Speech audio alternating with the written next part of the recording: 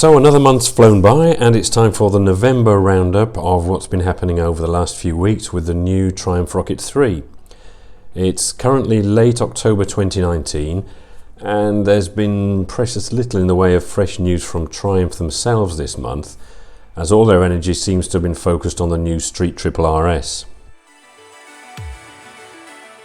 However, Triumph have been putting on a few pre-launch events, mostly in the key European markets, and I've been scrutinising the web and social media to bring you about 25 new pictures you may not have seen yet.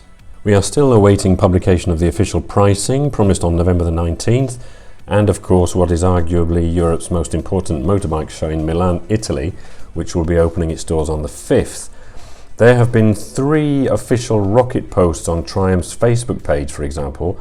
One very general, reminding us how amazing the bike is. One purporting to give details of the new range of accessories, only when you follow the link there's no new information or prices, and one of which gave us this interesting picture. I say interesting insofar as it would appear to confirm feedback from people who have been able to sit on it that the new Rocket is significantly more compact than the old one. Now, it's not that easy to tell with the riding gear on, but this particular rider doesn't appear to be especially tall, and yet the bike doesn't dwarf him. Now take a look at this photo showing the 2 models together. You can see that the new bike does appear more compact. Personally, I think this is a good thing, although there has been disquiet from certain owners of the original who think the new model lacks the on-road presence that their bikes have.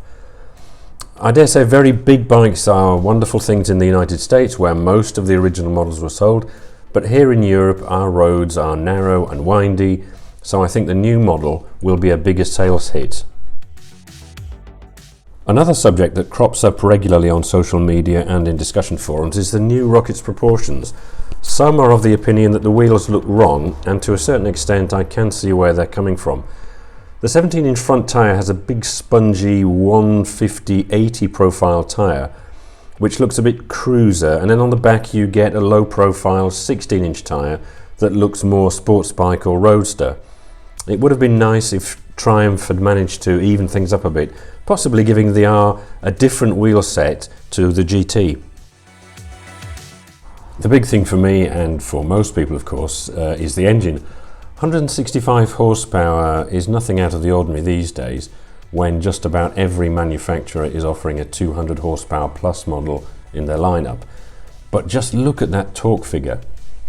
I know the old Rocket produced about the same, but 221 Newton meters or 163 foot-pounds is monstrous in anyone's books, and it's certainly what appeals to me about this bike. I thought I'd do a bit of research to try and put these figures into some kind of perspective. First off, my car, a very ordinary Ford Fiesta with only 170 Newton meters of torque, 20% down on the Rocket, and it weighs 4 times as much. 221 meters is the same amount of torque that these sports cars I grew up with produced back when they were new. The Honda S2000, Porsche 944, Ferrari Dino, the original Renault 5 Turbo, and the Triumph TR8, which used a 3.5 litre V8. Anyhow, enticing stats aside, I think what we all want to do at this point is sit on the bike, feel the weight and the balance, and of course hear that engine and take it for a ride. Unfortunately, no one has, as far as I'm aware, been allowed to test ride one yet, although there are rumours of an imminent press launch in Tenerife, and these bikes were spied lining up in the press bikes area at the Triumph factory in England a few days ago. I'll be posting the next update on Tuesday, November the 19th, with a full review of the official prices and accessories, as well as a look at the Triumph stand at the EICMA show.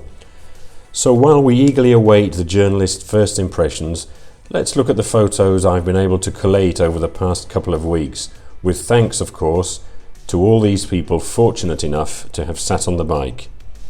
As always, thanks for watching.